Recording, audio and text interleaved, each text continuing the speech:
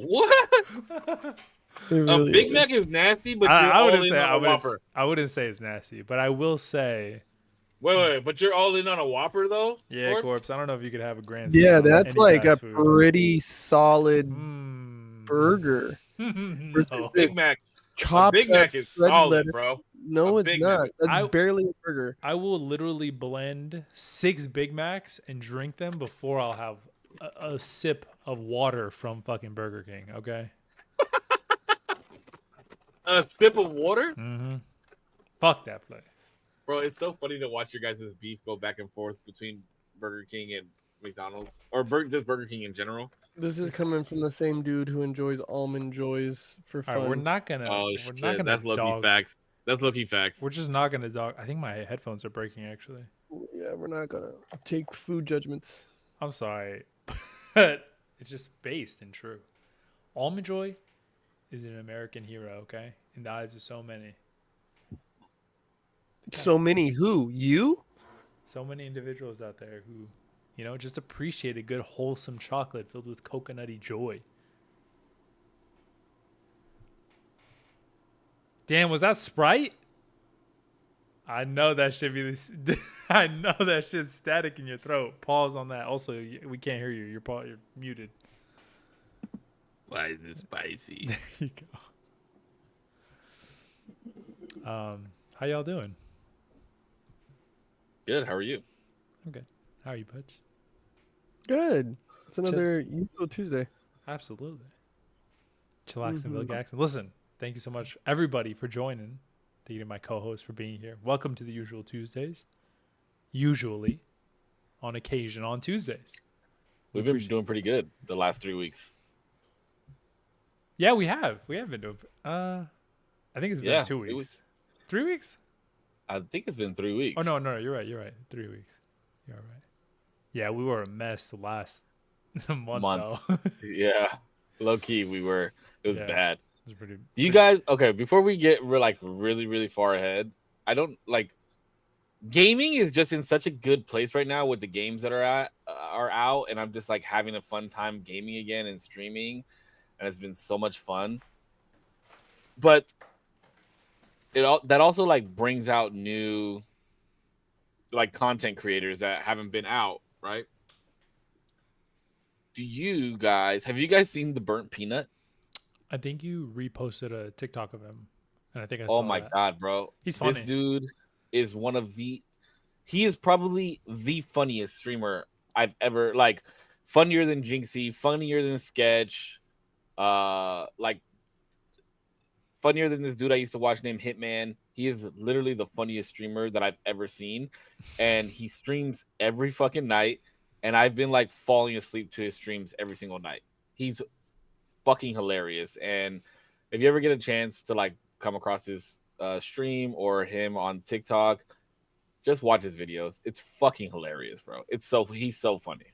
Yeah, he's cool. I mean, he's finally getting recognition. Like he's been streaming for like 4 years or 5 years, and he's finally getting recognition now and That's like crazy. playing with big name streamers like Cloaksy and Shroud. He played with my other favorite streamer, Courage, the other day, which I thought was cool because Courage was like off stream, and I turned on Peanut's stream, and I was like, "Holy shit, he's playing with Courage! Like this is my favorite streamer."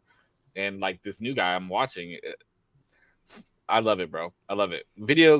Gaming is in such a good place right now because of Battlefield 6. That's cool. Because of Battlefield 6. And it's funny because Call of Duty 7 just came out and nobody's touching it. I'll say, isn't nobody? It's getting like a lot of hate because it's campaign, no?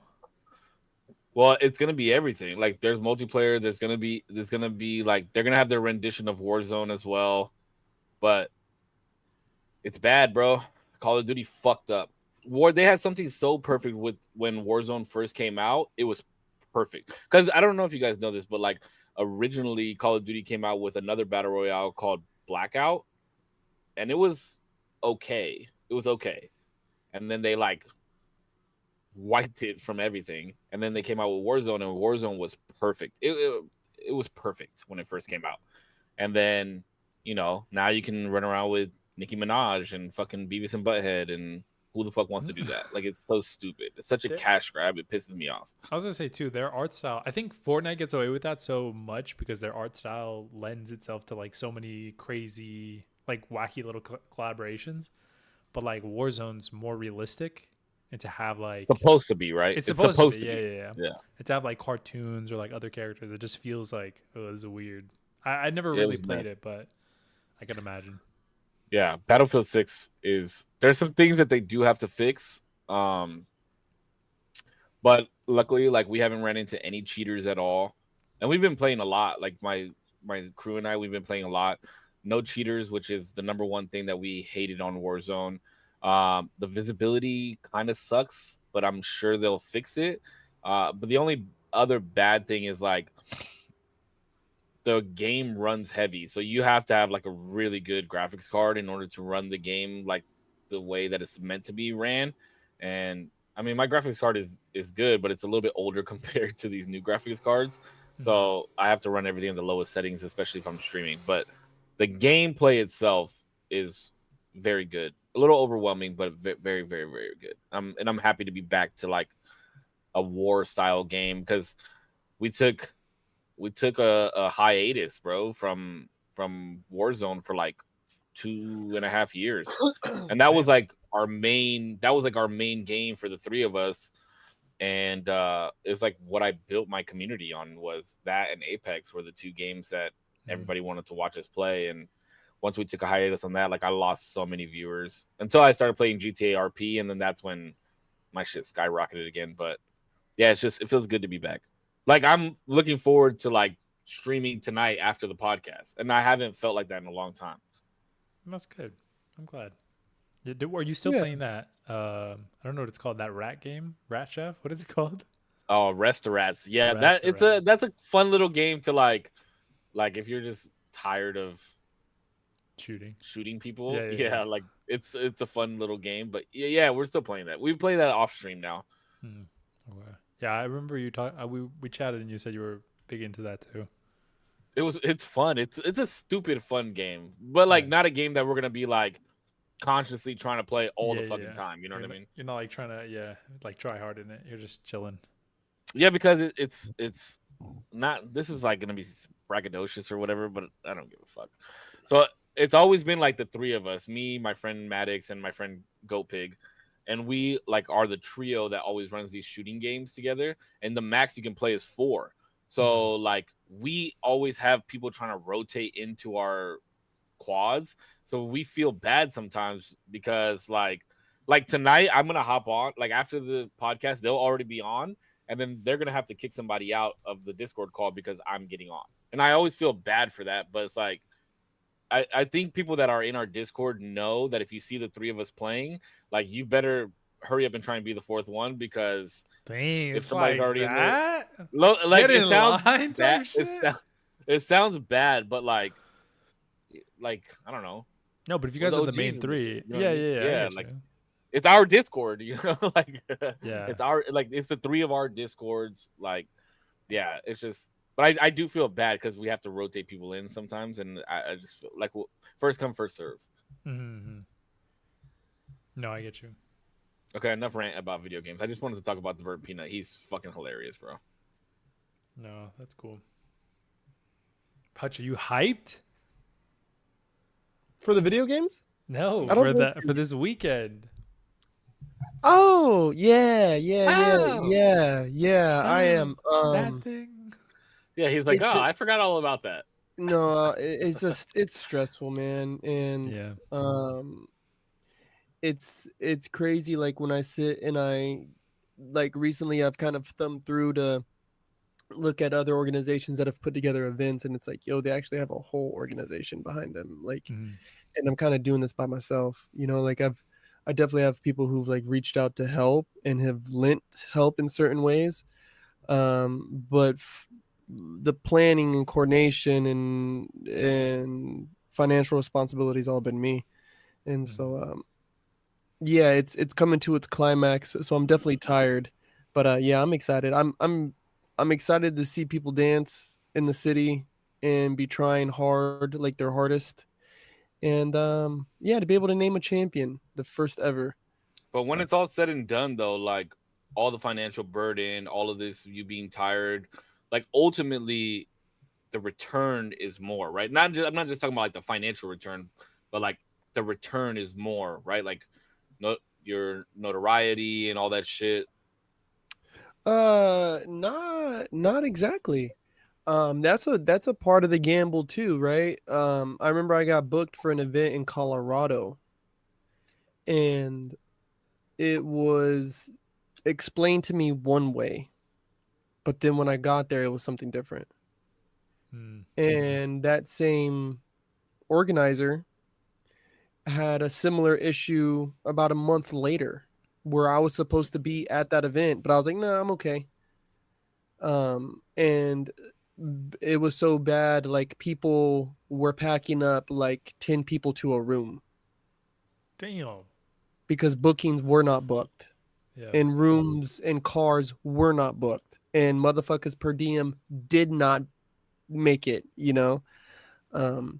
So yeah, it could be detrimental to your reputation if the event's not good. And then you go down the rabbit hole, well, what's good? You know, what's a good event? Um yeah, so again, my hope and prayer is that there's no rain, right? That it stays dry. And second is that just that people have a good time. I want people to have a good time. I could have made it just a tournament where big names come, like heavy hitters come.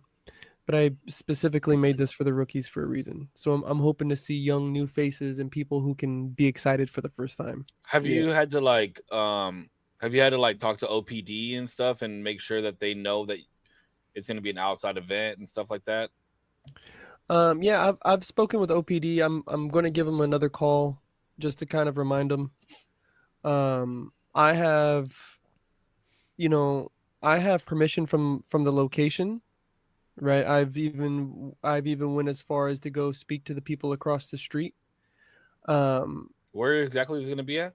We're going to be at the POW? Oxnard Masonic Lodge, right there by the POW. Oh, So right there off of 5th and K. So there's literally no houses, but I even went to the neighborhood across and knocked, and I was like, hey, just want to let you guys know this is what's going to be going on, blah, blah, blah. I'm going to call OPD again. But it's a Saturday night, you know what I mean? And music's allowed to play until 10. and on 5th is crazy, but On 5th, bro, there's no cops. Nobody goes there, right? So we're not going to have an issue, but it's already been taken care of. I just hope that they sit on it. You know what I mean? I hope that they sit on their words. Yeah. Yeah, other than that, I'm tired, man. I got a dude I'm collabing with from the Philippines. I got this person coming from over here. I've been getting DMs from OGs talking shit. Damn. Yeah, everything, Just bro. about the event, or what are they talking shit on? Like what? All of it. Just how dare you throw an event? How dare you throw an event and not reach out to any of the OGs? Who are these judges? Who are these people? Do you even know who I am? And it's kind of like, hey, dog, actually, I know exactly who you are. yeah, but you got motion, bro, because you have Beast Camp behind you. Like that's like No, I don't. no. I'm not saying like representing the event. event, but I'm just saying like it's not like you're Lone wolf in it. yeah, it's not like you're just some random kid throwing a fucking event. You know what I mean? Yeah, kind of. You can pull some weight. Yeah, like you have strings to pull if you needed if you ever needed to. No, I don't. There's no really. I don't. The camp don't back me up that way, which is cool, right? Because I don't back them up that way. I have no reason to validate who they are or what they can do, right? I've always told Sherwin, just do what the fuck you want, bro, and we'll deal with the rest, right? Like, so for me, I just do whatever the fuck I want, and I'll deal with it later. Like, no one's gonna stop me. And I don't want to say his name, but I told him, um, like I've reached out to you.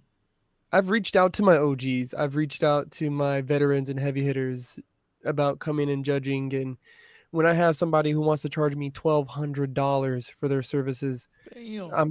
I'm sorry, bud, but I'm going to go in a different direction. Mm-hmm. You know, you're worth that money. I'm not here saying you're fucking crazy for charging me that money. I'm not saying that.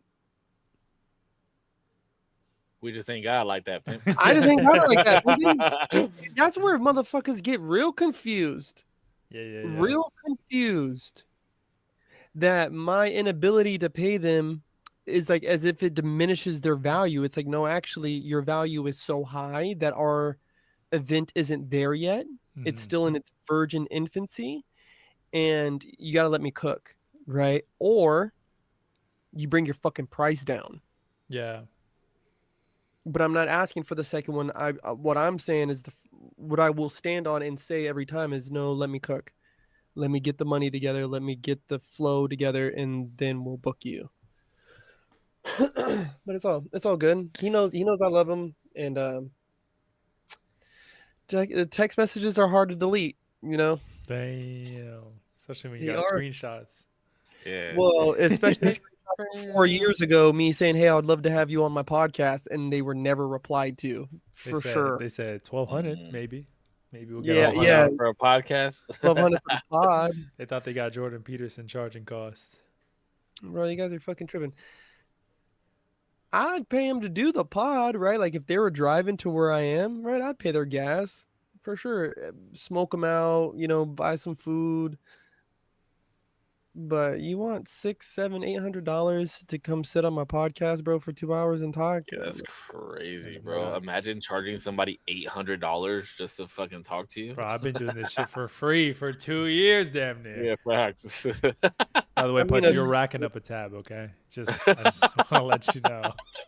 Dude, and the people I've interviewed, like just on the smoking section, is like thousands of dollars, bro, that I should have been paying out to people like Andrew Batterina. I was that's the first person I was gonna say. Like, you had Andrew Batterina on your show, bro. Yeah. Did he charge you? No. See, that's crazy, bro. He did that shit on the straight. I know Andrew. That's why. Shout out my man Andrew Batterina. It's because I know Andrew. I love that man, bro. I will lick the bottom of that man's feet. I swear to God, I will. I thought you were gonna go way more. Nah, I won't go higher than the feet. Okay, all right. I was supposed to do another pod with Jesse, but that got postponed. I was gonna ask too. Sorry, because I don't know his name or their name. But there was a judge that you said that might not be able to make it. I just want to see how they're doing because I think it was medical reasons, right? They were gonna do like a surgery possibly. Oh yes. Cube. Yeah, shout out my dude Cube. So far so good. Okay. Yeah, no, everybody right now, they're in good spirits. I don't know if I mentioned, but like we had somebody in the community pass away a few weeks back. Yeah, so that's kind of like where everybody's focus kind of shifted for a second, like a hot second. Yeah. But no, I've been texting everybody here and there, and we have a big group chat with the judging company that I brought in, and then the judges themselves, and then texting Childish, and then just fucking everybody reposting the flyers. I'm like, holy shit. Yeah, no, but good. He's good. He's as good as it can be, I guess. Good. Yeah. Okay. Well, that's good. I'm glad. I hope the event turns out sick. I know, Will, you put a lot of hard work into it, so I'm glad it's all coming to a headway this weekend. That's cool. Shout out JW Enterprises for hooking me up with a fucking porta potty. Let's go, baby. You got a porta potty too? Yeah, because I'm doing it all outside.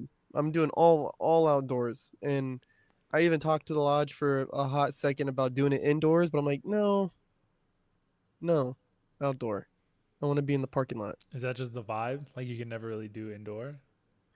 I could do indoor if I wanted to, right? But what I'm trying to establish with the morgue is it's not a ballroom arena room type of feeling. It is a street event. This is we are in the street, you know. Like it's what you came up with, bro, with the 818 and shit like that. Like this is what you know. This is how where it should be. Like, is Buddy that was trying to throw sessions in Oxnard gonna be there too? He said he's going to be there. Him and his fam. I have a new student that is entering. And you know the Corpse fam right now is kind of spread out and about, so I don't know exactly who's going to make it or not.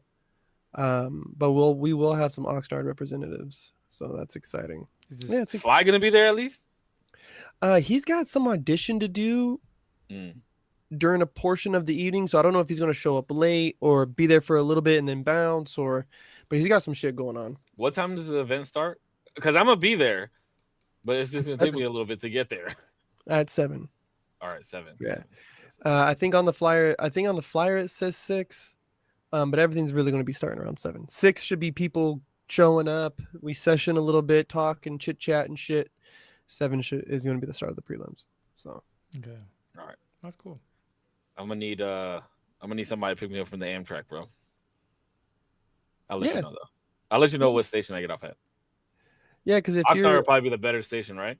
Yeah, if you're in Ventura would be the quickest if you're off the train anywhere like around like 4, right? Like I'm gonna try and get there before 4. Okay, if you're there before 4, Ventura would probably be better because I'm gonna probably be in the town. Anywhere closer to the event start, Oxnard, because I could send somebody. I could either send somebody to go get you, or I could go get you myself. Either one. All right. You're gonna be there at 6 though. I will probably be there all fucking day. Okay. I'll be texting you. Yeah, because I work in the morning, but I'll be there all day. I might just call out. I don't know. Because I'm sick. That's cool. That's sick though. It's gonna be sick. It's gonna be a good time, bro. It's gonna be a good time, bro. Even I had a nightmare the other night that only 2 people showed up, and it was an empty parking lot, and there was no judges, there was nobody, and I still remember the look. I don't even know who the dude was because I'm having the best time of my life, and I was like, okay, good, like yay, yeah, like yay. So yeah, it's gonna be a good time. It doesn't matter, man, as long as we're all together. Yeah. There's no failure when it comes to this type of situation. There is. There is. He's like, yes, no, you're fucking wrong. Like, nah, there you're wrong. definitely is. I have realized, bro. I have realized there was a lot that I knew, right, about throwing an event. It's not the first time I've ever put something together, right? Grade 05 sessions. But there's a hard line that you got to not oversell. And I think it's big in just like in life in general too. I think it's a very general idea. Like don't oversell yourself, right? Like it's cool to speak up on your product and what your product can provide. But I think also know your limitations and know how far you can really exert yourself in certain directions, you know? Mm-hmm. Yeah. I agree with that. What is it, like undersell and then over deliver, something like that? Yeah, undersell, over deliver, and versus oversell, under deliver. Because I think that's what makes for a bad event. You gas up and say that you're going to book all these people and all this shit, but then you see the tab and you're like, oh shit, I can't book all these people. Then people come to a falsely advertised event. Mm-hmm. And then your street cred becomes, oh, he ain't who he says he is. Yeah. Versus, even on just the one event, yeah. Versus, oh, Corpse, hey dog, hey dog, hey bro, your event's kind of popping. Like, yeah, hey, it is, huh? Like, hey, it is. It's always good to hear people be like, this is better than like I expected, like low key, and like type shit, you know. It's kind of a good turnout, huh, bro? It's like, yeah, actually it is. Kind of sick. Kind of fucking rad, bro. The last time I saw ER, rest in peace, was right across the street. Almost exactly 6 years ago.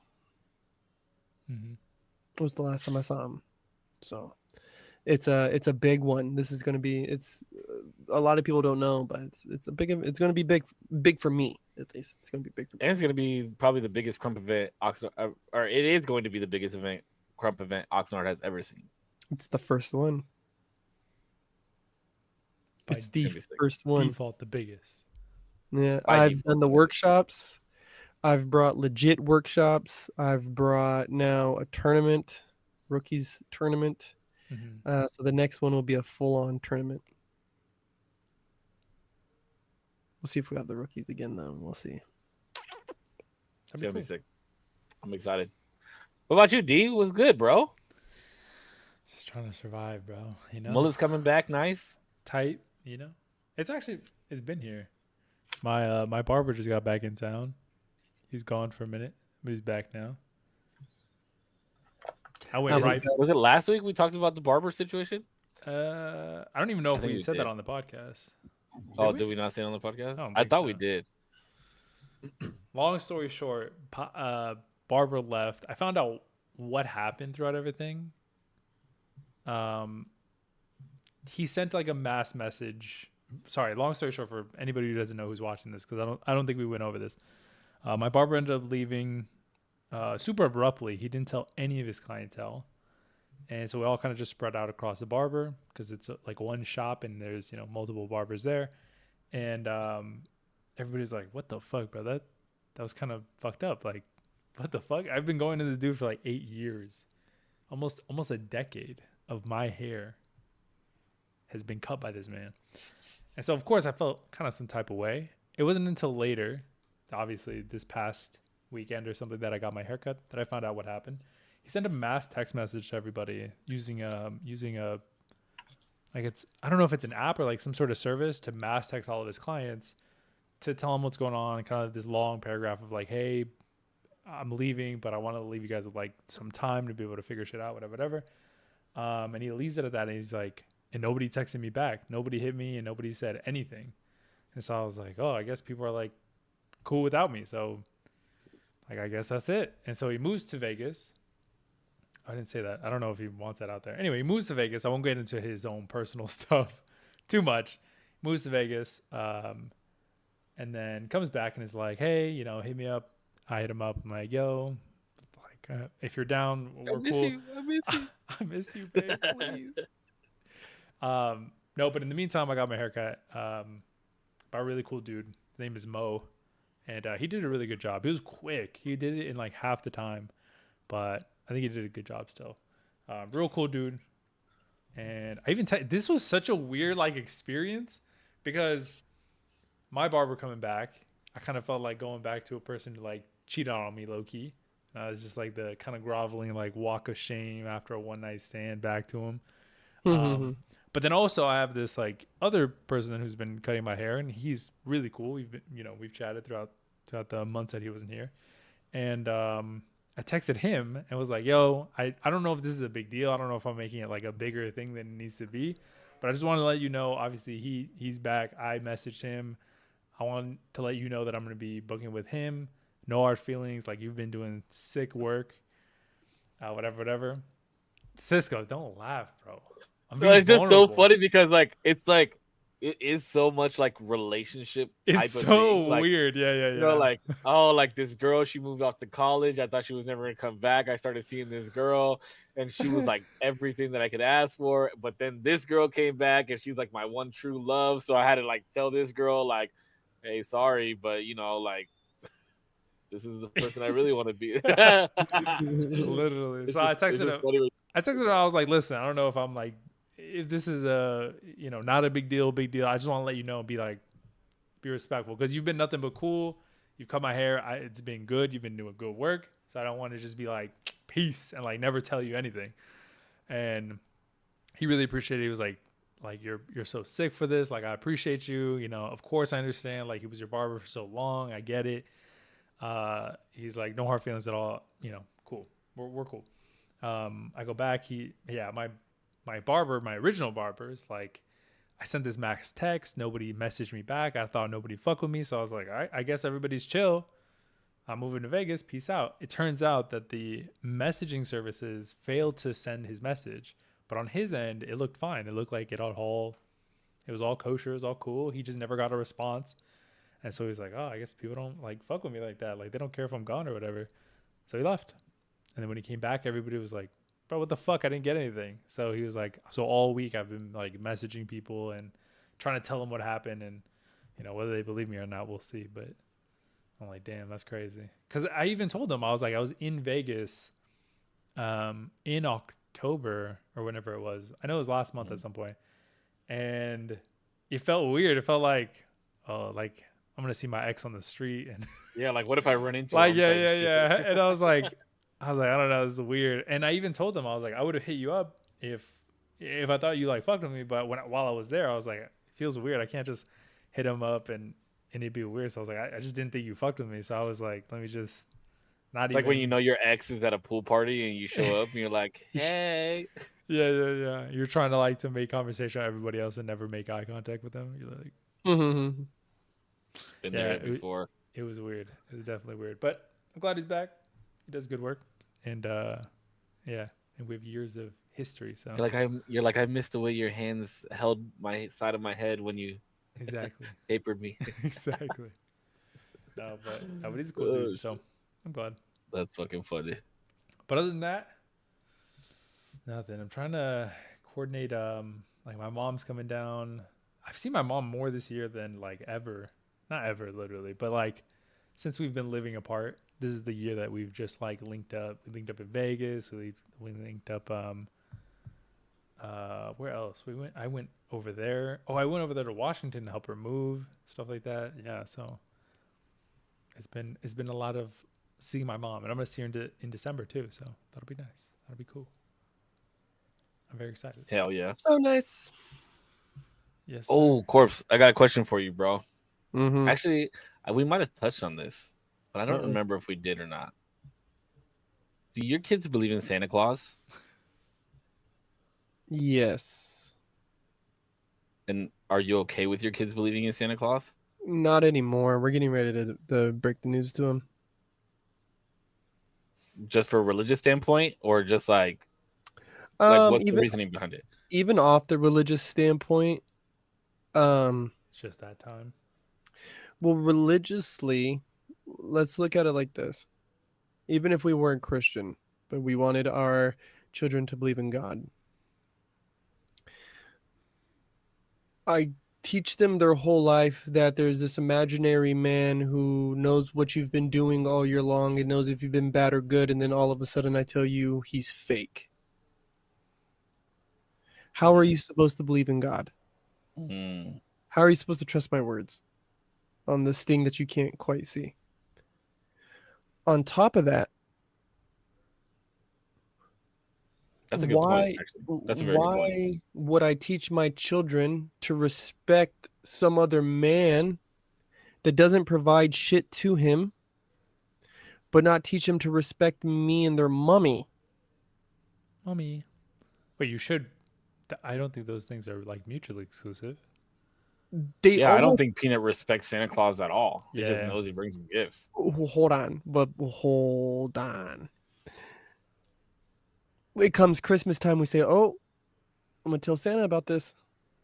Oh, you're going to be on Santa's knock. That's like the Chupacabra. That's like the La Llorona. That's like a repercussion thing. No, but kids get tight. Remember being a kid. Try to remember being a kid. I know, but it's not because I respected Santa. It was because I fucking wanted the gifts he gives me. I just want the shit. I don't care if he thinks I'm good or not. You respect the authority that comes along with that threat. You respect it's it more because your behavior changes. It's more the repercussion that I don't want. It's not even the like. Okay, whatever. We could play fucking semantics. That No, fucking okay. Go ahead. that how they jump up and change their fucking attitude real quick. It should be that because dad fucking says so, or because mommy says so. Yeah, but you shouldn't use Santa Claus as a reason then. If that, like, I could still see them believing in Santa Claus and you not, like, you just deciding not to say, like, oh, I'm going to tell Santa Claus about this. No, because I don't say that to Peanut. I've never I once. think he's pointing more towards a reaction, though. Well, it's beyond that. It says, why am I going to keep teaching my kids to say thank you to this imaginary person? Give thanks to the people who actually did it for you. Give thanks to grandma and grandpa, bro. Give thanks to your auntie and uncle. Give thanks to your brothers and sisters. Give thanks to your mom and dad. Do you give gifts that actually say like Santa? Yes. Oh, I okay, do. okay, okay. I don't Like think I from ever, even though I believed in Santa, I don't think I ever got gifts from Santa. Ever. I never, I don't think I got them addressed from Santa. It was always from mom and dad or whatever, or whoever gave them to me. Yeah. And then So then, like, how the fuck did you know Santa was gonna give you a gift? I don't know. I just thought maybe Santa wrote like my mom's name or something. I never like thought about whether or not Santa was signing the thing. You know what I mean? And then of course my parents would be like, "Go give great grandma a hug, dumbass. Be grateful." For Santa's gift? Yeah. Well, no, because it didn't say Santa. It said, my grandma's name. yeah, so yeah, no, we're I think we're doing away with all the fucking that whole good old hoopla. Oh, okay. So the reason I was asking was, Wait, what would you do if like, you asked and I was like, wait, what? I'd believe it, bro. I'd be like, oh shit, I just fucking ruined Damien's whole existence. You'd be like, wait, guys, I think I have to get off. You're like start sobbing. You're like, Mom. Mom, what the fuck? All these years? No. The reason I asked, and I think we talked about this on the pod, like in the first original 100 episodes, or the first original like 50 episodes, was what white lies is it okay to tell your children? None at all? None. There's none that are okay. There's none that are okay, but we've allowed ourselves to make some acceptable. But I think that's it's really murky. There's some shit that ain't my business either, right? Like there's some stuff that just ain't your kid's business. But to flat lie to them, I just don't think that they deserve that. They're not owed that those discrepancies. Wait, they're not owed the lie? Mm-mm. But are they owed the truth? Yes. Why? They're children. I think some things with like death, it's probably fine to white lie them about. At least until they can really grapple with that. That's why it gets weird, right? Like some stuff just ain't their business. Oh, how did they die, baby? That's just not for us, right? Like I don't ask that. Oh, how'd they die? I really try not to ask that question as much anymore. If I didn't already know, like if it wasn't already made privy to me, then it's just not my fucking business. Yeah, I don't ask that question at all either. I never asked that question. Do you get what I'm saying? I think there's a weird line that we have to have self-control over as people and to teach our children like, hey, that's not a nice question. You're not being mean, baby, and you're not being disrespectful. It's just not a nice question, baby. That's questions that we don't ask. Versus like white lying to them, like what's a white lie? Like Santa Claus, okay, Easter Bunny, okay, that's cool, right? Like you allow them to participate in these festivities, but okay, let's just not take it on a religious standpoint. Let's just x-nay that. You tell them Easter Bunny, you tell them Tooth Fairy, and you tell them Santa. Oh, Tooth Fairy, there's a good one. Tooth Fairy is the one that I'm gonna try and ride out the longest I possibly can. Yeah, that one's kind of like, that one doesn't bother me as much. Easter Bunny, I don't think Peanut even knows that there's a fucking Easter Bunny. I don't fuck with the Easter Bunny. I don't fuck with Easter Bunny. Don't. I don't fuck with that. I don't. Just because I don't even fucking know how to tell the story about the fucking Easter Bunny. So there's a bunny that lays eggs. That's it. It's symbolic of fertility rituals. I'm good. Oh, there you are. We're gone. Like I'm all the way good off that. But all we teach our children is that we lie, and that it's okay to lie. Nah, I don't think that's how it works. Like, because so let me just give it to you the opposite way, right? Let me give it to you the opposite way, because Damien said it himself, like the whole dying scenario, right? Like Peanut believe, like I don't know where the fuck he's heard it from. I don't know if it's school, books that he's read, whatever the case may be. But like I don't believe in heaven, right? Like I don't believe in the heavens. And Peanut thinks that when something dies, they go to the heavens because he heard that from somebody. I don't remember exactly where he told me he heard that, but like, it's lying to me if I say, oh, like, yeah, they're going to the heavens and this is what, because I don't believe in that, right? But that's like, I tell him, like, yeah, they're in the heavens, son. Like, whatever you believe the heavens is, that's where they are. So then what's the truth? Well, it would be my truth, right? Like what I want him to believe. What's the truth though? What I don't understand. Because nobody knows what the truth is. Well, but there's a truth. There's a truth in there, right? And that's what I'm hoping that, like, that I'm hoping to do with my own kid. That they're gonna, baby, I don't know, but they're gonna be gone a lot longer than they've ever been. Oh, that he already knows. Yeah, right. But like they're dead. He knows. Peanut is very smart. He knows what dead is. Like he knows dead. Like he's like when Oscar died, he was like, okay, he's dead. He's never coming back ever. Peanut actually told me that was, we were playing Truth or Dare the other day. I don't know why, but I was like, okay, truth. Like what he asked me what your biggest fear is, and we were playing with my friend Gabe, and I was like, oh, like never seeing Peanut again. And then Peanut said his biggest fear was dying, and I'm like, son, you're 7 years old. You don't have to worry about this. You know what I mean? Like this is something that you don't have to worry about for years and years and years and years. So like I know that it's prevalent in his mind, which is kind of scary. Yeah, 7 years old, bro. At 7 years old, I was fucking not thinking about death. But he's fucking smart, bro. Like he's very conscious of everything. That exudes high levels of intelligence. Oh yeah, he's high levels smart of as shit, bro. Awareness. Yes, that is like haven't you guys noticed that when they do these exercises with animals to test their intelligence, like peak levels of intelligence are animals that can question their mortality, or they have questions of mortality. What was the fucking name? It was a gorilla. It was there was some the one that got sick. I don't know if any is the one that got sick. Any animal really? How would we even figure out what animal's questioning their own? There was a gorilla. The motherfucker could do all the shit, right? Yeah, and then he had like a white lady with blonde hair who he would sign to. I know exactly who you're talking about. Joe or something, Joey or some, I can't fucking remember, right? But yeah, it was kind of not like super recent, but not like uber long ago. No, it was like late 90s, I think. Late 90s, if I remember, because I remember they did Mighty Joe Young around the same time. Anytime I'm fucking cold. Anytime I've heard any sort of like sign language thing, I thought it was always boiled down to they kind of can memorize signs, and they got like obviously that positive reinforcement. Post that, please. Post what? He's talking about the story. I'm sure. Oh shit! If Kelly's in here, she'll find it. Code on company.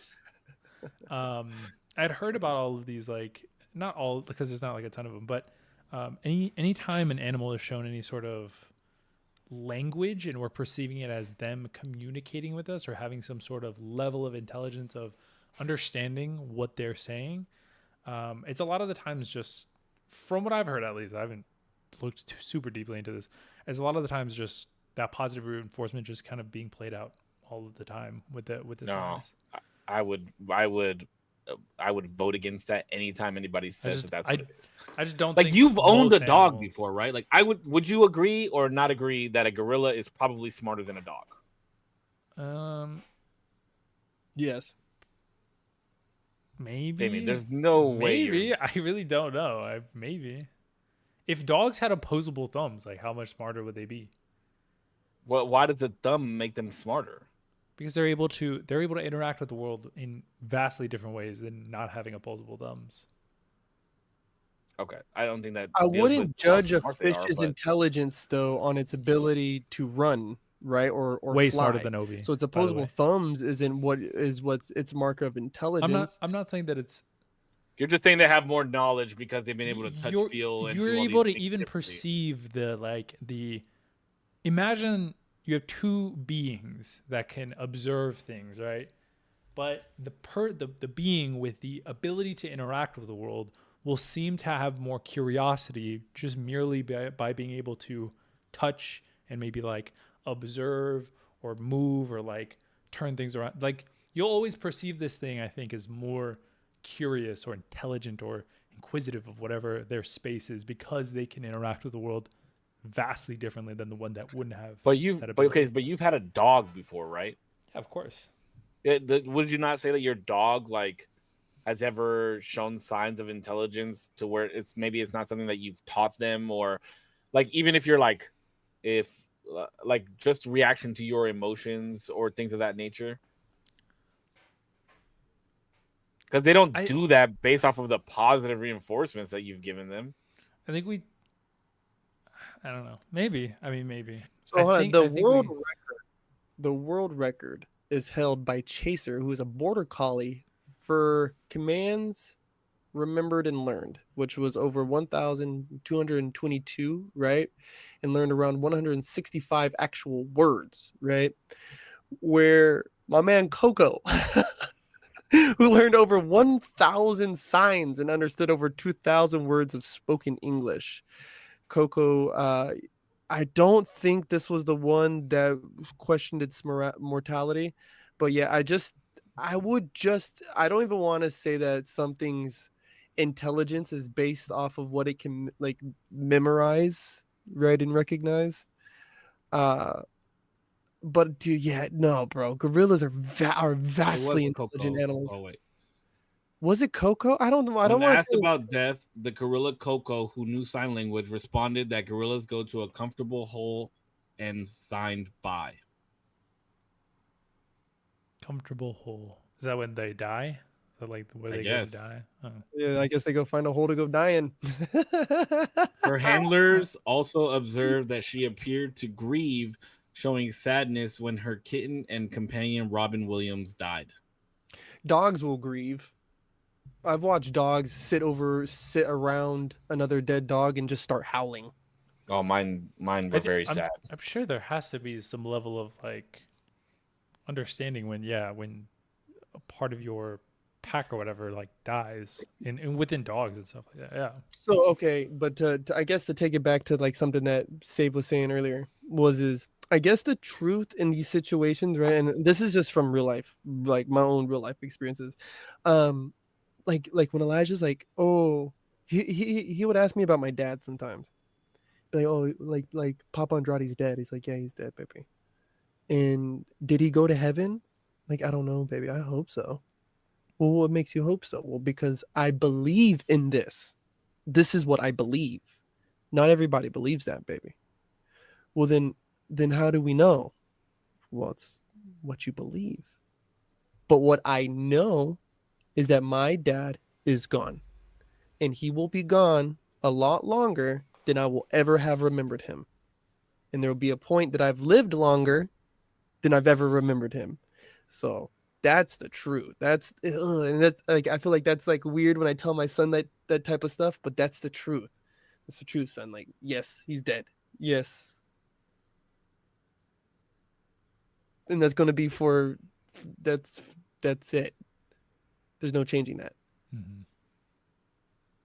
Yeah. That's why I am glad that, he got introduced to church and shit early. Cause I just don't, I mean, we've had this debate 1,000 times, but it can't be lights off at the end. I feel like that's just not, I don't know. See, I don't think that I don't think it's lights off either. I just don't think that there's a heaven. Wait, what do you think happens after? Like, aside from... We've already had this conversation. The spirit, you remember the quilt, bro? Oh, that's right. The soup. The soup? The soup. I'm merely a basil leaf and the tomato soup. Yeah, bro. You're a mixture of just everything. That scares me more than just like being in heaven. That scares you more? Like a lot of like talks about heaven. Eternal life, like living forever, it isn't a scary thought. That's a scary thought. But so is like obviously I have so much buy-in into who I am because it's who I am. It's all I known, right? But then when I'm gone, the idea of like being cheese grated into this like existence and put into so many different things is like there's no more me. Although there is, and it's in everything and whatever. And you want to be like, I'm everywhere and everything all at once. There's essence of you. No, bro, I want to be all in one place. But you all aren't at one you right time. now either. But you aren't you right now either. You're an essence of everything that has built up But to even make if you. I'm the essence in combination, I'm the unique thing right now, and I like the thing right now. I prefer being this thing than like Yeah, but you're gonna be dead. So what does it matter? the fucking. Not if I download my consciousness into Chat GBT. That would be sick. That'd be wild. I wouldn't do it either because it still would. I mean, maybe I would, but it wouldn't be me. I'm me. You know what I mean? Yeah. I could only make a copy. It wouldn't actually be me. Well, your brain and you are not the same. I kind of is. I I mean, my don't think soul so, buddy. is like Yeah. it's like a whole different thing. But me, who I am, who's speaking to you, is my brain. There's a little soul in there. There is. No, there is. But I don't think it's interacting with the world in language in our day to Sure. day. Yes. Your Yes, brain I is agree- the I agree with computer. that. You're the person sitting at the computer. No, I don't think I don't know if so. I believe that one I either. don't think so. Your brain is much more powerful than you being able to take control of it. I think I'm That's the crazy part about even if I'm the person at the computer, my soul or like me is whenever I'm Yeah. like, you know, keystroking and I'm doing something I shouldn't be, I'm the one that's like, hey, you shouldn't be doing that. And I'm like, yeah, but I'll get away with it a little bit, you know, type shit. And then I do it anyway. And the me's like, hey, I told you not to do that dumbass shit. And look where you are. I'm like, yeah, you're right. My bad. That's an interesting perspective. Yeah. No, yeah. Yes. Your brain is so powerful, bro. Because you think that you're in full control. Your brain can snap into 5 different consciences in 1 second. Right now it could happen. And you're never gonna be in control. It's fucking crazy. Yeah, it's nuts.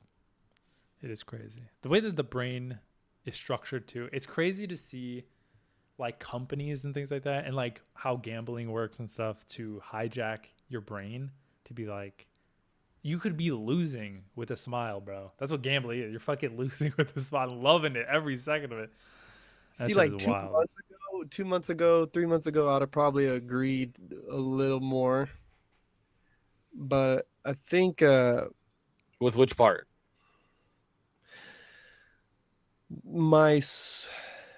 because I like to believe that if we were talking about, oh, what's the difference between the mind, the body, the soul? And so the soul to me is the person sitting at the computer. And the computer is the brain. The brain, which I'm keystroking on and pushing the buttons, and that's what's causing me to do all the things in this world and have these experiences. And it was an important take that when I heard I start doing stuff that I'm not supposed to be doing on the computer. And then I have to turn around and tell myself, no, don't do that. Where I would have agreed with that more before, but now I'm going to tell you, you just have a busted computer. There is insufficiencies in your computer, or there's keystrokes that you've made that you don't quite understand. Like there's some bad software. Analogies are so good. There's some bad software. The screen LED is going out. The pixels are frying up. You got a crack in the screen. There's something because the person at the computer is fine. They are good at all times. It's this thing and how it's interacting with the world now, which is faulty. Because I'm saying a few months ago, I'd have probably agreed with that a lot more. But I don't know how you could ever explain like a wrong action then in that analogy, because although you would have incorrect inputs, you could just not do them if you didn't fully understand them. But you as a person don't do that. You make mistakes even when you know that you shouldn't do them. Even when you very extremely explicitly know it's the wrong thing to do. It's not that you have malware. It's not that you have any sort of ill input. It's because you have impulsivity. Impulsivity, exactly. I was going to say cravings, but that's actually a better word. You have some impulsive think that you can get away with it feeling of like, you know, it might not be bad this time, and you're tricking yourself into believing that. And so you go forward with it anyway. So I I would want to reframe that because I can see how you come with that question as if it's a series of apps that we're flipping through, right? Like you click into this app and dive into this, and yeah, next thing you know, you're scrolling on this, and now you're on Twitter, and you know what Twitter is good for. Nothing. I would reframe it as think of like keystrokes, right? And you're typing this long thing, and before you know it, words have a lot of red lines underneath them. And then you start making some choices. Well, I could go back and correct that later, or I can change it right now. What am I going to do? Or am I going to change this word? And so I think that there's parts of the person at the computer, right? They begin moving a little too fast, right? And they're not making the 3 deep breaths before they have a reaction, right? Or the next action or the next backspace, right? I don't like to believe, and I bump into a lot of heads with this one, is I don't like to think anyone is inherently bad. I think I've said that many times on this podcast, though. I think we've all agreed to that. I think we've all agreed, right? Yeah, I don't think anybody's inherently bad. So I just don't think that they're inherently bad. And this is something that, you know, I learned through Bhakti yoga, but it's also which is interesting about the whole heaven topic. Something about also, you know, the Christian and Islamic and Jewish faith is their heaven isn't just this place of like streets of gold. It's about being close to God, like being close to him is heaven, right? And so I think that sometimes when we keystroke and we start getting a little further and further away from what we were actually saying, and it becomes mush, you know, that is when you start seeing people who are making worse and worse decisions because they're just getting further and further away from what they're really trying to say. Do you think the computer can act on its own? In this analogy, the computer's like the brain. We're arguing whether or not not really arguing, but I'm just trying to understand more like whether or not you think the brain is you or how much of that is you. In a little bit. I think there's some independence that it's going to have, right? Mm-hmm. Because it's its own fleshy container. You know, like this laptop, it's its own hardware. It's its own thing. I sit and I create a command to it. So yeah, I think even with this type of analogy, because that's how I could explain people with split personalities, people who suffer from all kinds of different mental afflictions, right? It's like, hey, their wires are just a little different. You know, with this game cartridge, you got to hit it with a and then pop it in, you know, give it a little tap on the side, bro, because it just doesn't sit right. I would agree with you. Like, I think people's brains are chemically different, and so the computer can be wired differently for certain things. Some people are really good at gaming, others are really good at math, others are, you know, whatever it may be. Yeah. But okay, it's interesting to see where your head's at with that. Because I'm not the car, I'm the driver of the car. Are you in the car or are you on the car? I can get on it, but if I crash into somebody, I'm definitely in it, right? And they don't charge my car with manslaughter. They charge me with manslaughter. That's where I first got here. You're driving a Tesla in full automated driving, then rules get shaky. No, the driver can still be the driver will still be charged. I remember there was a case. But it depends on the level of self-driving. Anyway, that's not nor here nor there. That's neither here nor there, because there is things like Waymo where there's actually no driver at all. Ooh! Save before we move. I want to ask you: what if I told you though that heaven is that? The heaven is what? That heaven is what I believe it to be? Being with the oneness. With the oneness of it all. That is heaven. That is heaven. No, but I don't believe there is a oneness. I don't believe there's just one. You become a part of the soup. No, but there's millions of soups. There's not just one soup. What? Okay, Yes, we but talked take about all that. those, take all Like- those millions of okay, soup. look, like I'm a soup, you're a soup, D's a soup. Like we're all just soups. Okay, well, okay, sure. Maybe you could put it that way, right? Like maybe we are just one big soup, and then like it gets ladled into the next person. A different You know what I mean? bowl. Like Yeah. I've never thought of it that way. It could very well be that. Sure, All the sure. soups in one. All the soups in one, You're and all a then you part just of get, it. and then you just like get ladled out a little, you know, a little bit of this soup gets ladled out into the next person, and a little. I mean, listen, that could very much be it. That very much could be it. What if? Yeah, there. I'm not opposed to thinking that. What if actually, when you pass away, you just look up and there's a lunch lady ladling a soup into a bowl, and then you get reincarnated? Oh my god! that'd be crazy. Well, I was gonna say the same thing to you, actually, Putch, was because you said there's a belief that heaven is your closeness to God, right? Yeah, it is heaven. So like it is that. So what if it is just that you for that second right before you pass, you know, there's people that say they see the white light or they see this and that and the other. And I'm sure there's like a whole scripture on what it could be, but we don't have to go into all that. But what if it is just that, right? Like at that moment, right before you take your last breath, or the second after you take your last breath, you are just with God for a split second, and then it's lights out. Like, what if that's what heaven Oh is? my god! That's I would examine The that acceptance even- of like, okay, you lived life well. Here I am. I wasn't make believe, and then poof, now it's done. You know what I mean?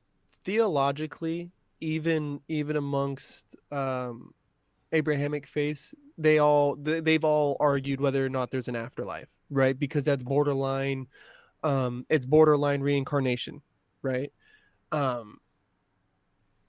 Though my thing is if the universe is going to, if it showed itself as this little ball to me in my dying moments, then there's something underwhelming about that idea. Do you get what I'm saying? Like how What can do I you? Oh, yeah. What do you mean? Please clarify, because I'm gonna be like, so what if it's underwhelming? Like you're just saying that. Like, okay, you remember like that episode or that movie Men in Black, and at the very end they're like showing the universe, and then it's like shooting more marbles. universes, and they're shooting marbles. Like that's what we're in. Like if Yeah. that's what it is, then why does it have to be more? Like why does there have to be more? Okay, no. It's not even if it has to be more. It's as Well, that's what I understood when you say underwhelming. if all of creation presented itself to me, right? It can't be lights off, right? Like the image of that thing, whatever that looks like, is going to burn into whatever last fluttering pieces of my consciousness is left, right? Mhm. And even if it's me in darkness for the rest of time, it couldn't be darkness because the last thing I saw was the great light, bro. The thing that created all things with a singular command. It made all things, bro. There's just no way. That's like seeing the pinhead of a lightning bolt strike and saying, "Oh yeah, that's all that there was." Like, no, there just can't be. That's hard for me to wrap my brain around. But it can be, because think about it like this: what if there is no sight? What if there is no smell? What if there is no nothing? What if there's no consciousness? What if we all just become like jellyfish, right? Like jellyfish have no brain, no heart, no stomach, no, like they have nothing, right? I know it sounds funny, I get D, you. but like think like what if when we die, sure, something happens to us when we're gone, but there's no consciousness. Like you know what I mean? Like how would you even know? What if as soon as we take our last breath, like it just resets and we're on to something else? And I heard somebody there's give so many what ifs. I heard somebody gave the example of like, can you think back to before you were born? And that's what like you could imagine the afterlife. Terrence would be. Howard can. Who's Terrence? Oh, fucking. Earliest No, memories before of- you were born, before you were even like, I guess technically yes, before you were out of the womb, but I mean before you were even like conceptually in the in the womb before that. I don't even want to try and do that. But that's what I'm saying is that it's almost like trying to, if you could imagine, if you had an eyeball back here in the back of your head, if you close your eyes and try to imagine looking back there, you can't. There's no like way to even conceptually think about that. That's what like death is. There's no way to even like, without consciousness, there's no way to even conceptualize that notion.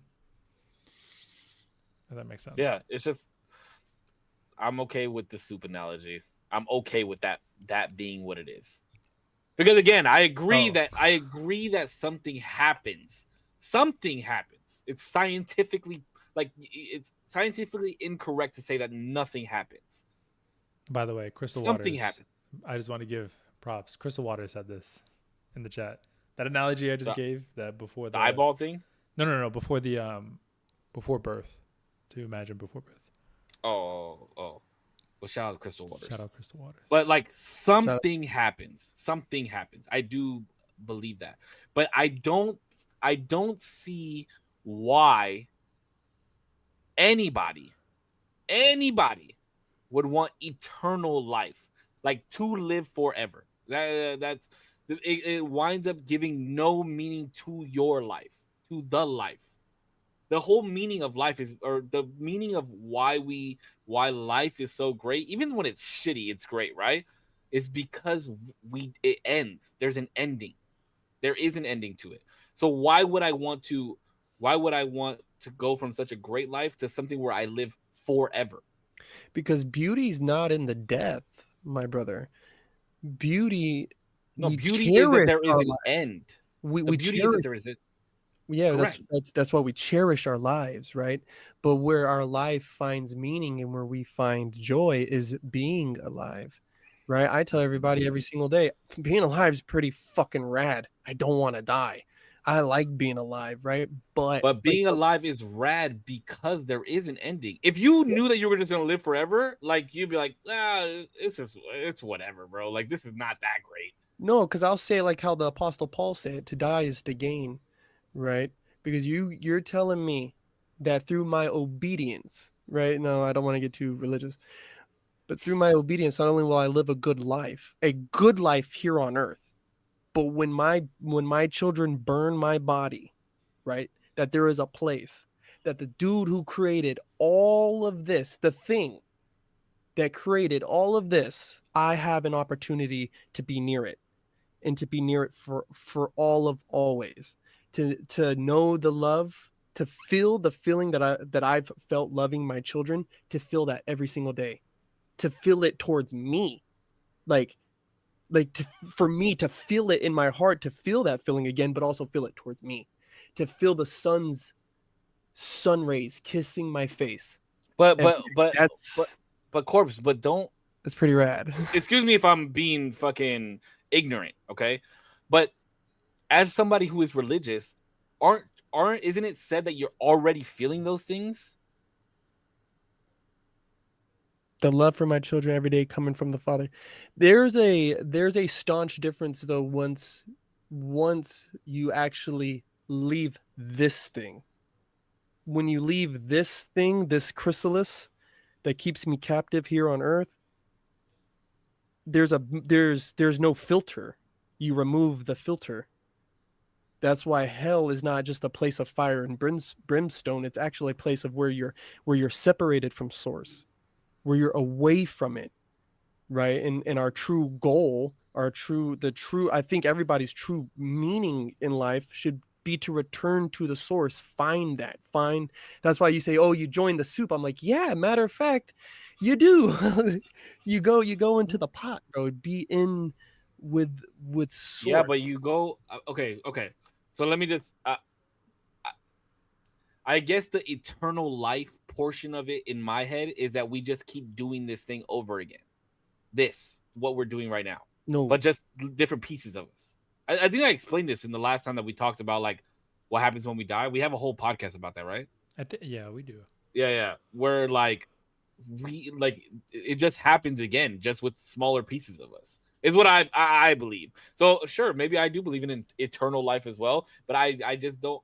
I don't see what the benefit of an eternal life could be. I really don't.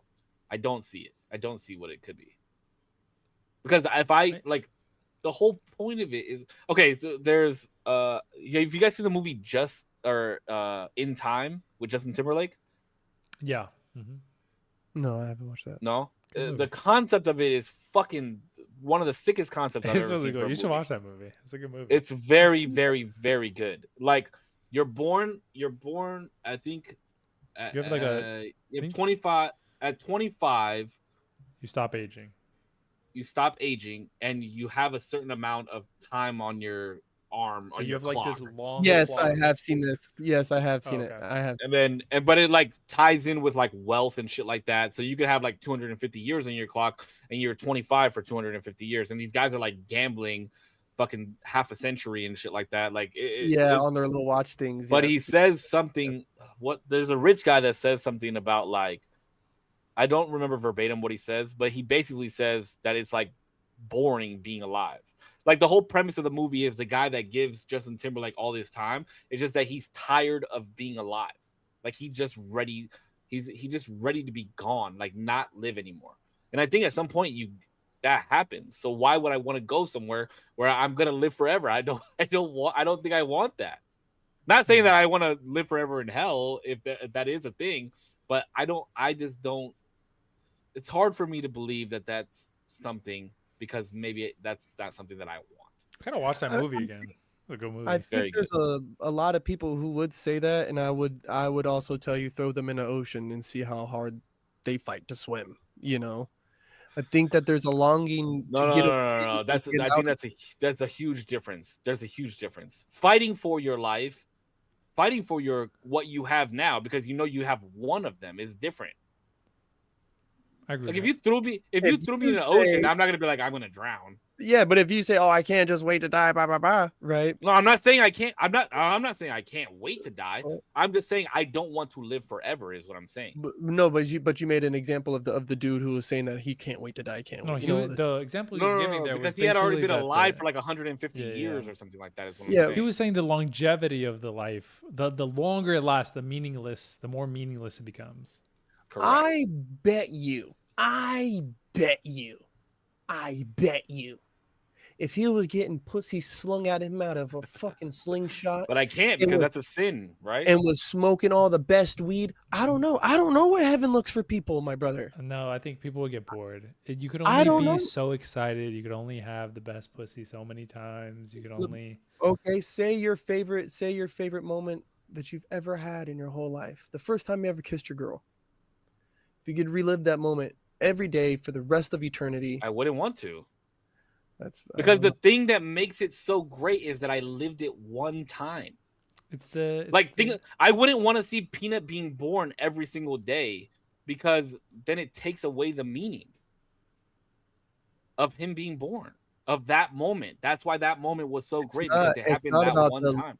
Brother, you're talking like I think you think of it feels, I don't want to say what you think.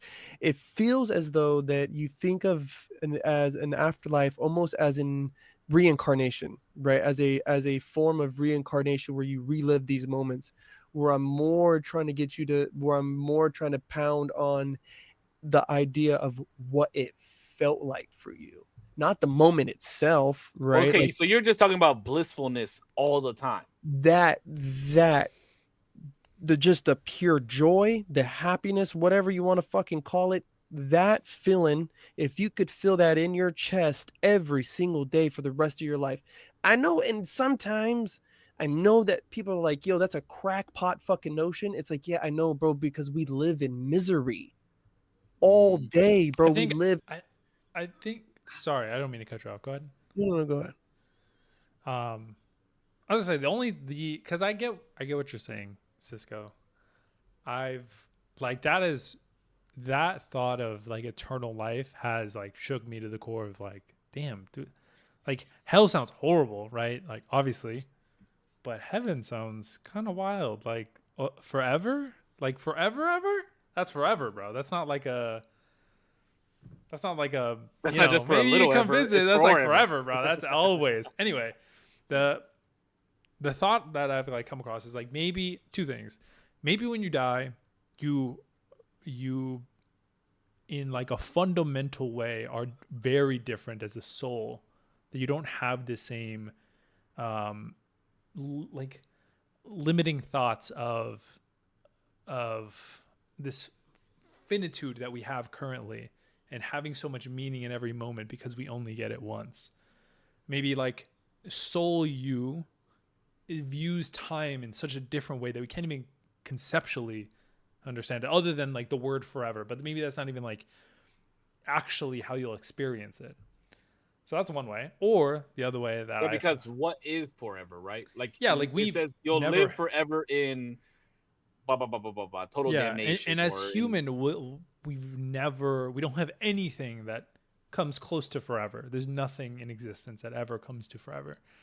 Or the other thought that I had was maybe heaven or God or like the setup that you have after you die is meaningful because it's set up in a way that you'll always be working towards the progression of good or meaning, kind of like life is set up currently. You're looking for the meaning, the bettering of the world or bettering of your situation. And maybe heaven is set up in a very similar structure of you're able to work towards something, and not necessarily like to make the world better, because who knows what that's even going to look like, but that like emotional like meaning you can always strive to and always feel like you're getting towards in heaven. Maybe.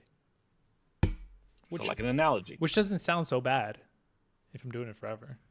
I mean, and think about it. What if there is a timeline on forever, right? Like, what if it's like, okay, you've reached forever, now it's on to the next thing. You know what I mean? Like, yeah. We're only like conceptualizing it as like, that's one thing for the rest of time, forever, ever, ever, and there's no getting out of it. It sounds a little like, oh, whoa, this is not fun. But who knows? We'll see. I'm trying to like think back at what you're saying, Corb. Right? Like, I understand the concept of what you're saying, like never having a feeling of doubt or misery or any of those things. Just that aura, that essence of that good feeling, and you have that every day without anything making it feel that way, right? Like whether it be the first kiss or watching your son be born for the first time, you just always have that feeling. The way I look at it and the way I like conceptualize it, because I'm live in flesh and feel those things, is that I think that the beauty of feeling those things is that I don't feel it all the time. That's just the way I look at it. Like I said, the beauty of life is the fact that it is going to end. Like, I'm going to die one day. So that's why I am very appreciative and love life the way that I do, is because I know that there is an ending to this. And I know that some people think that their ending is grim and gray. And so therefore it's like my job to also help those people appreciate the life that they're living today, right now. You know what I mean? Like, it's I don't want to say it's my mission, but I just enjoy helping people feel that joy on certain days, even when I'm not feeling that joy. Yeah. I can't fathom the thought of feeling that all the time and being okay with it. Like, you don't think you'll ever miss like one sad day where you're sitting on your bed, like just being a potato? Like, you don't think you're gonna miss like the feeling of stubbing your toe one time? Like, damn, I forgot what that felt like. No. Maybe that's just where we differ. I will gladly trade all that up. I think that's where I don't mind. I think with the afterlife, the thing of like an eternal life, I don't mind the idea. Like, I always what is it? Pascal's wager. Yeah, if I remember right, it's called Pascal's wager, where it's like when you do the math, it's better to believe than to not. Like, when you do it mathematically. Believing costs you nothing, and then like, I don't know if that's Pascal's wager, but I think I know. Isn't it something false? I think it's called Pascal's Wager. Oh, Pascal wager. Yeah, it is. Yeah, It's called like Pascal's you have Wager. everything to gain from believing and nothing to lose. You have nothing Yeah. to lose at all. More rational to believe in God as the potential gain of eternal happiness outweighs any potential loss if God exists. Yeah, so it's kind of like I see where you're like, I want to be able to enjoy these fleeting moments, right? It's a fleeting moment. I want to be able to enjoy it for what it is. And I think in some like thoughts too, I feel like you can argue that it's like kind of a disrespectful act to not appreciate the gift you've been given, to not appreciate the moments even when they do suck. yeah, like I can I respect and I value that notion, right? But when I'm saying, because we all agree that we're dead longer than we're alive. So for the rest of the time that I'm dead, right? Guaranteed I'm gonna be dead. Whether there's something after the dead is different, right? Like that's where we start getting squirrely. If there's a, like you said, the forever point. What if there is a point forever and then we don't know. For sure we're dead. And if I could trade in my wager, does Putch live an eternity where it's blissfulness, happiness 24/7 all day, every day until I hit point forever? Or do I feel the stub toe and I feel this and I feel that and I feel this and I feel that? No, that's more of a, that's why I'm like, it almost feel like reincarnation, because that's like, now that's me being a human and alive all over again. And I'd rather skip all the bullshit and just give me the good. Like that's the one But time. I don't But even you think also- that's true, because like if God opened the door and was like, hey, listen, I'm gonna give you a shortcut, come through this door, you have to ditch everything you've built up till now. Weekend isn't coming, but you get to be here in heaven. We're gonna chill, it's gonna be awesome, this is forever. Would you take that deal? But no drawbacks. If you say no, it's completely fine. Right now, right this minute, where we are in now, life he walks through. Right now, I'm packing it up. I'm packing it up. And I'm encouraging everybody in this house. Let's go ahead and No, pack it up. just No, you. no, no, just you. you. So you're leaving your kids behind to go be with God? Mm-hmm. That is that's crazy. That's wild. Mm-hmm. I would hope my son would make a similar choice. I hope, matter of fact, Sydney better make a similar choice. Yeah, because you're leaving right now where you're like, hey, you can't run your event this weekend, like you can't do anything, all this shit that you've built up for, like, but here's the door to heaven, and if you walk through right now, no matter what is on the other side of that, you're not coming back.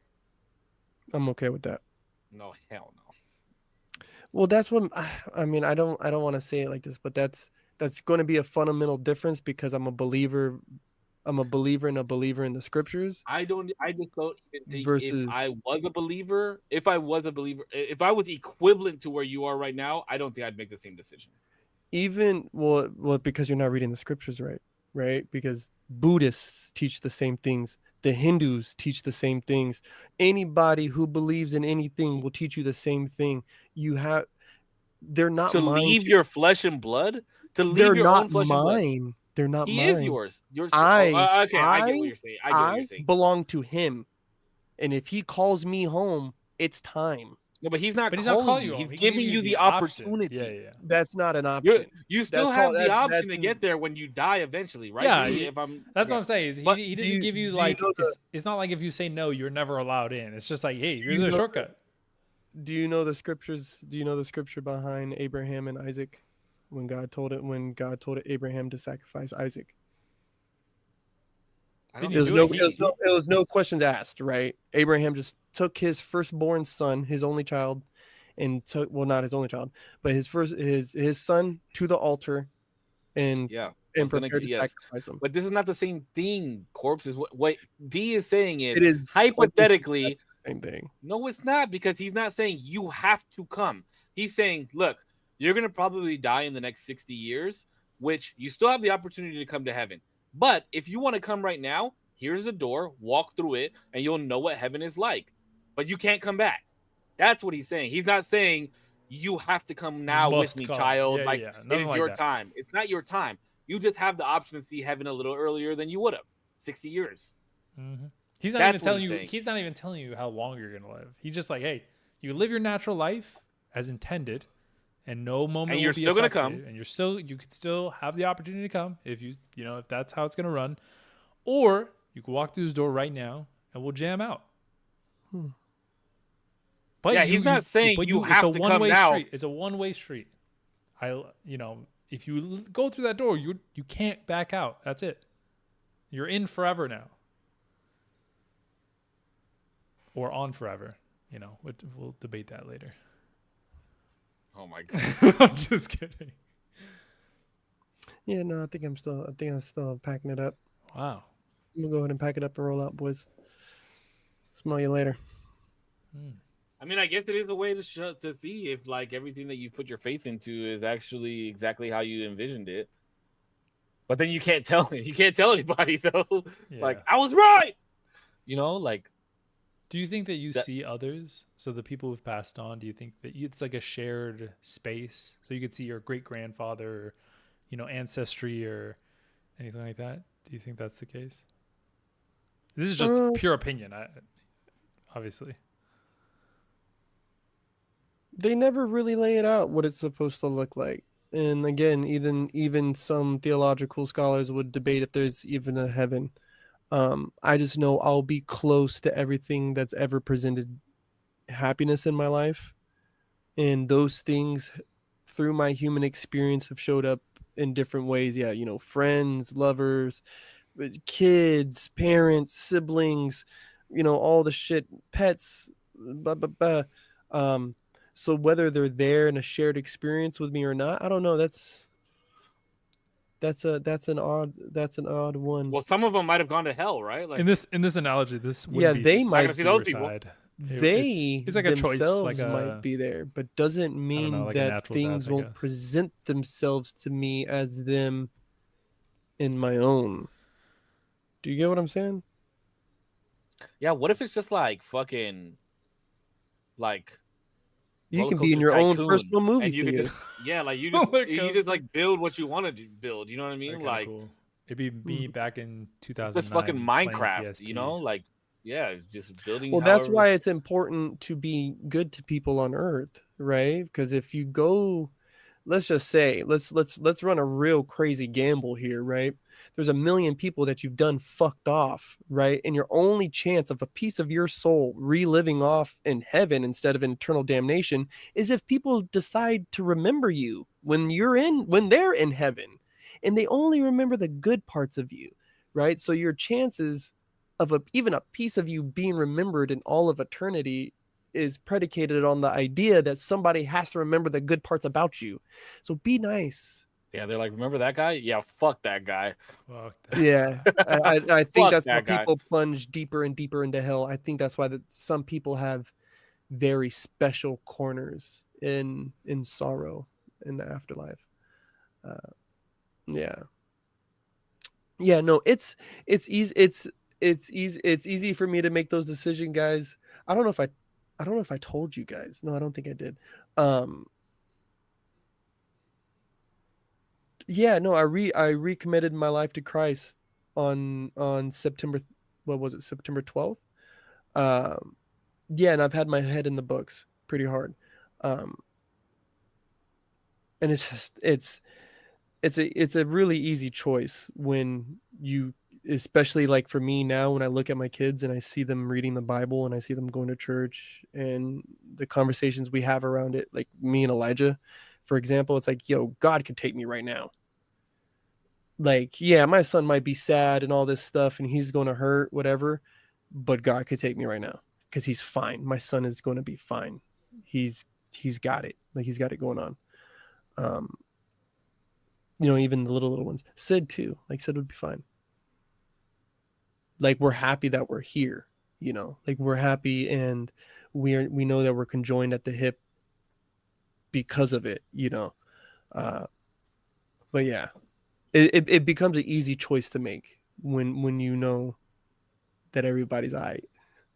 Listen, bro, although I'm not a believer and I doubt I will ever be the way that you are, I'm happy that you are where you are in your headspace, peace, and all that shit.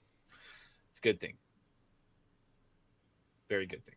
I thought you were gonna say, but Yeah, No, don't take me wrong. I'm not here to evangelize. I'm not here to convert nobody, but I am more. No, of there's an no apologist. buts for me, bro. Listen, if you're a religious, if you're religious, I could give a fuck. Like that's you. That's what you want. You keep it not like keep it over there, but like just let me believe what I want. As long as you're not like you're wrong, bro. You're going to hell. It's like, all right, bro. But that's why these conversations are so good, because like Corpse never is like, yeah, he's never, bro, you should pick up the Bible. Corpse has never not once said to me, you should pick up the Bible and believe everything that you read. Never not once. Maybe like, hey, you should read this scripture and see what you think about it, but never not once like, hey, you need to believe in God or you're gonna go to hell. Or I'll see you guys later. Oh no, I won't, because you're gonna be in hell. You know what I mean? Like, Fudge is like, I hope you guys enjoy those heated seats, bitch. I'm working on my own salvation. That's why you guys are like, he's telling you can go right now. It's like, I gotta go right now because I might fuck this up later. So please, I'm gonna go right now, Lord. I'll go. I'll go now. Like I get it. Yeah. No. Again, I'm not here to evangelize. No, I'm not here to convert. I'm not here to fucking. Like we could rewind the podcast in the beginning. I was like, yeah, I'm not a Christian, but these words, they speak to me. It's like, I just finally think about it. Think about it like this: when we first started this, you weren't even a full Mason yet. Like you weren't even a full Freemason yet. Mm-hmm. So like if anybody goes back and watches like the first 10 episodes, we're talking to not a completely different Putch, but Putch's views on a lot of things have definitely changed over the last 2 years. Over the last 103 episodes. You know what I mean?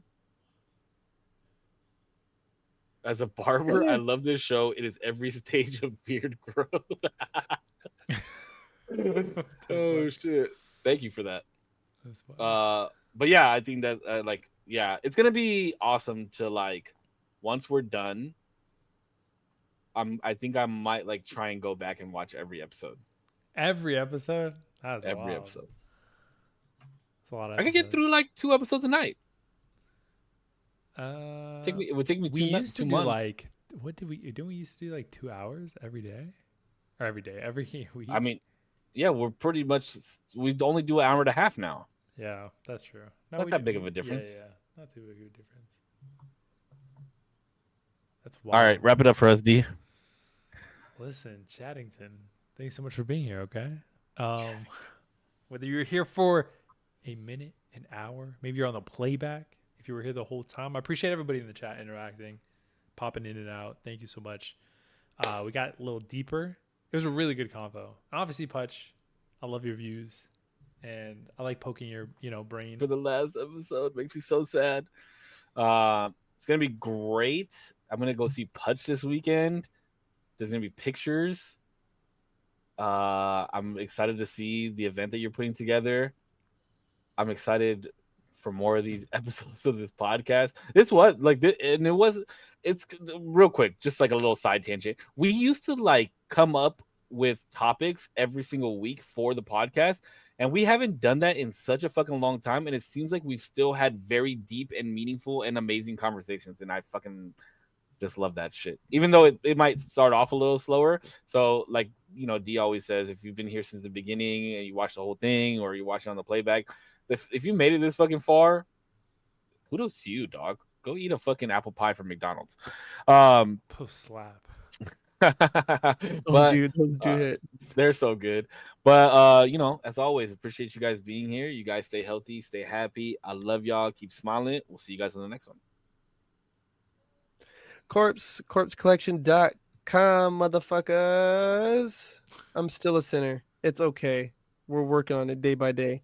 Yeah, corpsecollection.com, the Morgue Rookies Tournament 2025. This Saturday, come check it out. It's going to be amazing. Yeah.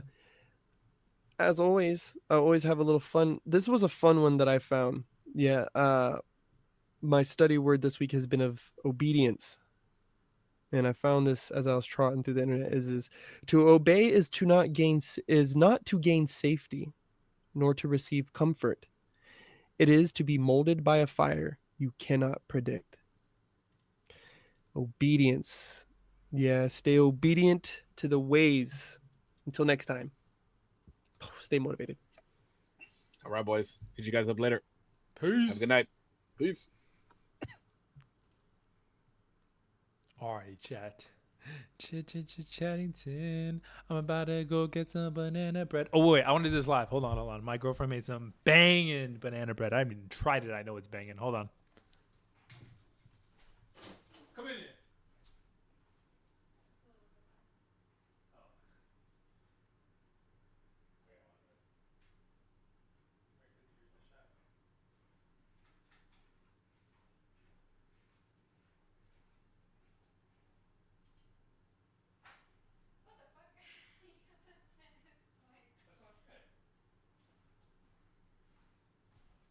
All right. Cheers to another podcast. Clink. Wait, come here. You got to give a few words from the baker chef.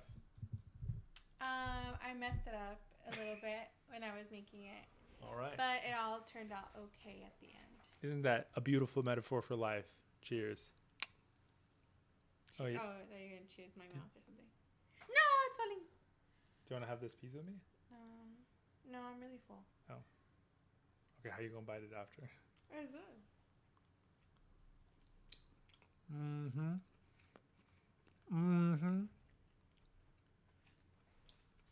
There's a little bit of a crust. The to outside is crispy, yeah. Yeah, It's really good. It's nice, yeah. Well, thank you for making it. You're welcome. Did you like it? Yeah. Oh, really? I put less sugar in it than it called for. I didn't know if it was gonna be too sweet, and I feel like it turned out okay. No, I think it tastes really good. Good job. Thank you. I'm gonna go shower. Bye. Come on. Oh! I smacked my mic. Don't fall. Don't fall. Okay. Oh. Thank you guys so much for watching.